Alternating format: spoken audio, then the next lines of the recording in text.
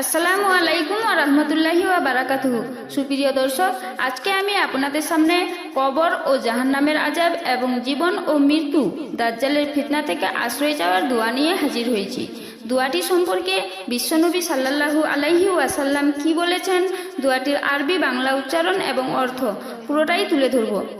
দোয়াটি সম্পর্কে বিশ্বনবী সাল্লাল্লাহু আলাইহি ওয়াসাল্লাম প্রত্যেক নামাজে সালাম ফিরানোর আগে আল্লাহর কাছে 4টি জিনিস থেকে পানাহা চাইতে বলেছেন এবং বিশ্বনবী নিজেও এই 4টি জিনিস থেকে পানাহা চাইতেন: কবরের আযাব, জাহান্নামের আযাব, দিন দুনিয়ার ফিতনা এবং দাজ্জালের ফিতনা।